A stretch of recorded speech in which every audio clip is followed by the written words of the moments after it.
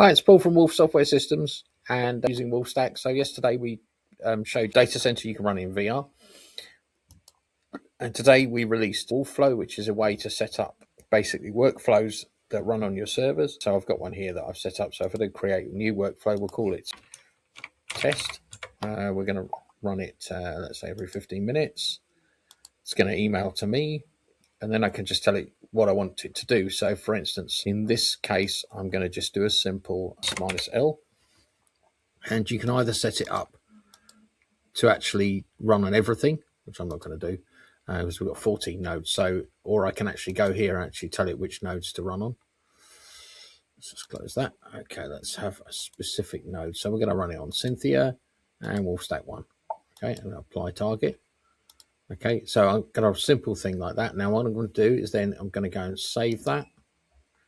And I'm going to back to Windows. Now what I can actually do is to run it manually. So in terms of we'll test, that was good, wasn't it? So now you can see it's running. There it is. That's completed. So you can see that it's actually run on 2 different servers. And there wasn't actually much in there. There wasn't anything. Oh yeah, there was basically hardly anything in the folders. So, but then if I go to my email, you'll see there is the results of the shell command, obviously. So that's it. Yeah. So it's a very simple thing, but it allows you to set up different workflows, and then you can I can go into the workflow and I can add things to it. So let's say check disk space. So we'll do that as well. And we'll just do save like that. And I'll run that. Get rid of that. So I'll just run it I can run it from here. So it's going to do ls. There we go. There we go. And we should have our email coming in, not on that account, on this one. Let's go to email, and you'll see that I should have.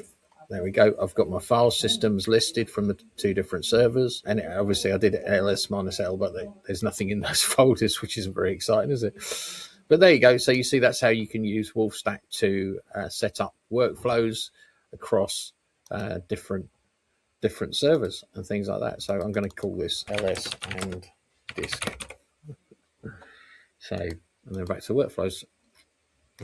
There you go. Okay, so I hope that's useful. Please do sign up for WolfStack. Please do, if you click here, we are running on sponsorship. We want to buy a Synology NAS to actually make this work on that, but obviously we need lots and lots of sponsors to be able to do something like that.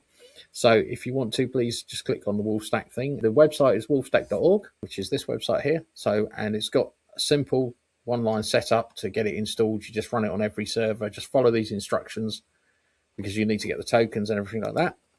We've also done updates to WolfNet today to deal with an issue with Tailscale, where Tailscale and WolfNet would get into a horrible argument with each other, but we've now solved that issue, and now Tailscale and WolfNet run at hardly any processor. So that's really good. Wolfstack.org. Please do click on the support us thing, send us some money if you find it useful.